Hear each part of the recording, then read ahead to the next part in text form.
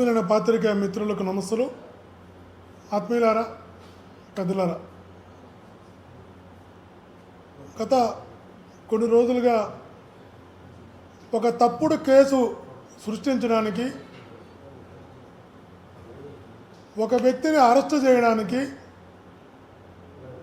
ఇబ్బంది పెట్టడానికి సిట్ అధికారులు, కొందరు పోలీసు అధికారులు పడుతున్న తపన తాపత్రయం నిజంగా కూడా బాధాకరం. గత 12 నెలలుగా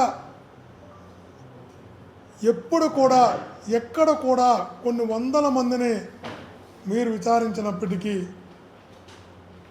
ఎక్కడా లేనటువంటి చెవిరెడ్డి భాస్కర్ రెడ్డి అనే పేరు, ఎప్పుడు ప్రస్తావనకి రానటువంటి చెవిరెడ్డి భాస్కర్ రెడ్డి అనే పేరును ఇప్పుడు ఏదో ఒక రకంగా లిక్కర్ కేసులో ఇరికించాలి, జైలుకు పంపాలి, అరెస్ట్ చేయాలి, ఇబ్బందులు పెట్టాలి, అన్ని రకాలుగా అతన్ని ఇబ్బంది పెట్టి వేడుక చూడాలనుకుంటున్నారు. అందుకోసం అనేక మంది అమాయకులను అనేక రోజులుగా తీసుకెళ్ళి ఇబ్బంది పెడుతున్నారు.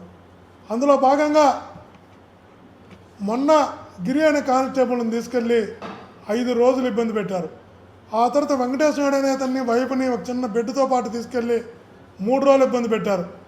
ఇప్పుడు బాలాజీ అని, బాలాజీతో పాటు మరికొంతమందిని తీసుకెళ్ళి గత ఆదివారం నుంచి నానా ఇబ్బందులు పెడుతున్నారంట, నరకం చూపిస్తున్నారంట. కాళ్ళు చేతులు కట్టేసి వాళ్ళకి నరకం ఎట్టుందో చూపిస్తున్నారు. కారణం ఒకటే, వాళ్ళు అడిగేది ఒకటే, మీరు సంతకాలు పెట్టాలి, భాస్కర్ రెడ్డికి సంబంధం ఉంది, మీరు మేము చెప్పినటువంటి స్క్రిప్ట్ని వీడియో చేయాలి అని ఒక రహస్య ప్రదేశంలో పెట్టి, సిట్లో కూడా కాదు, గత 3 రోజులుగా ఆదివారం నుంచి ఈరోజు మంగళవారం ఒక రహస్య ప్రదేశంలో పెట్టి వాళ్ళకి నరకం చూపిస్తున్నారు. మీరు ఏం సాధించబోతారో అర్థం కావడం లేదు, మీరు ఏం సాధించాలనుకుంటున్నారో అర్థం కావడం లేదు. అరెస్ట్ చేయాలనుకుంటే అరెస్ట్ కావడానికి సిద్ధంగా ఉన్నామని చెప్పాం. మీరు శిక్షించాలనుకుంటే శిక్షలు ఎదుర్కోవడానికి, అన్యాయంగా మీరు ఏ శిక్ష విధించాలనుకున్నా దాన్ని ఎదుర్కోవడానికి సిద్ధంగా ఉన్నామని చెప్పాం. మీరు జైలుకి పంపాలనుకుంటే మీ సిట్టు కార్యాలయానికి వస్తాం, అరెస్ట్ చేసి జైలుకి పంపండి అని చెప్పాం. కానీ చిన్న చిన్న ప్రాణాలను చంపేయద్దంటున్నాం, చిన్న ప్రాణాలకు నరకం చూపించద్దు అంటున్నాం. చిన్న ప్రాణాలు జీవితం అంటే భయపెట్టేలా చేయొద్దు అంటున్నాం.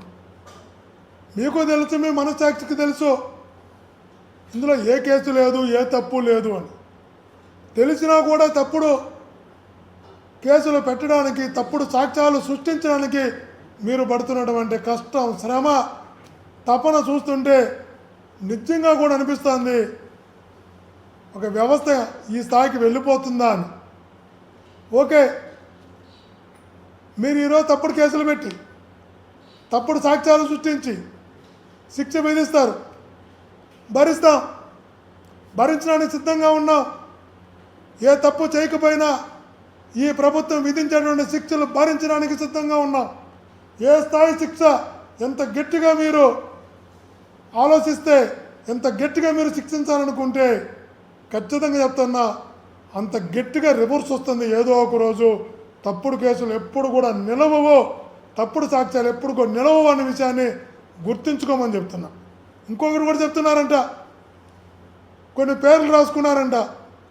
ఏ అనే పేరు కసిరెడ్డి రాజు పేరు చెప్పాలి, బి అనే పేరు ఈ పేరు చెప్పాలి, సి అనే పేరు ఈ పేరు చెప్పాలి. అంటే మీరు ఒక పేర్లు పెట్టుకొని నాతో కూడా ఉన్న వాళ్ళు ఎవరైతే ఉన్నారో వీళ్ళందరికీ ముందుగానే ఒక లిస్టు ప్రిపేర్ చేసుకున్నారంట, ఒక సీట్ రెడీ చేసుకున్నారంట. ఆ సీట్లో ఒక పేరు గిరి అనే కానిస్టేబుల్ ఈ పేరు చెప్పాలి, మదన్ అనే కానిస్టేబుల్ ఈ పేరు చెప్పాలి, బాలాజీ అనే అతను ఈ పేరు చెప్పాలి, నవీన్ అనే అతను ఈ పేరు చెప్పాలి.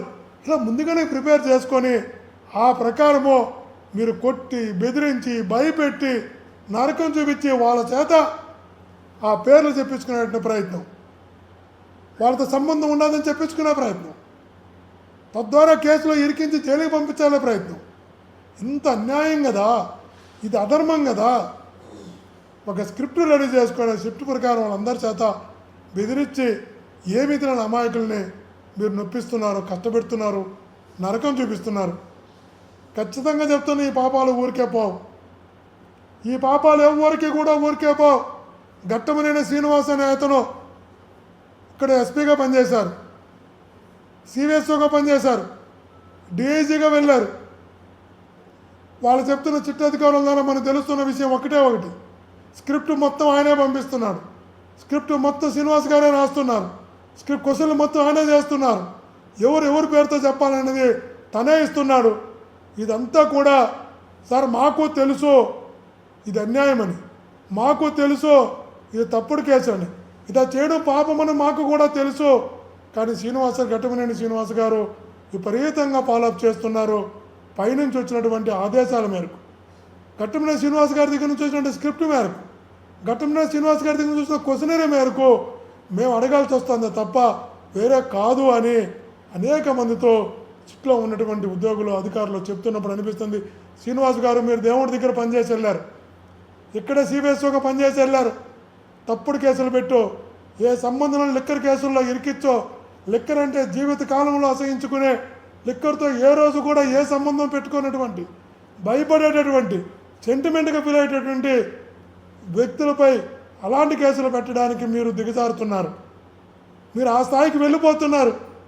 ఓకే, మీరు తీసుకునే ఏ నిర్ణయం అయినా కూడా, మీరు ఎంతమందిని ఇబ్బంది పెట్టాలనుకున్నా, ఎంతమందిని కష్టపెట్టాలనుకున్నా, ఎంతమందిని నొప్పించి, కొట్టి, బెదిరించి, నరకం చూపించి, సాక్ష్యాలు సృష్టించి జైలుకు పంపాలనుకున్నా కూడా వాళ్ళు సిద్ధంగా ఉన్నారు, మేము సిద్ధంగా ఉన్నాం. దేవుడు ఉన్నాడు మా వెనకాల, దేవుడు ఖచ్చితంగా మా వెనకాల ఉంటాడు. ఖచ్చితంగా చెప్తున్నాం, ఈ పాపాలు ఊరికే పోవని కూడా చెప్తున్నాం. ఎదుర్కొంటాం, ఖచ్చితంగా ఎదుర్కొంటాం. కానీ భవిష్యత్తులో చరిత్ర ఎప్పుడు ఇది మర్చిపోదు శ్రీనివాస్ గారు, గుర్తించుకోని కూడా మీ ద్వారా తెలియజేస్తున్నాం.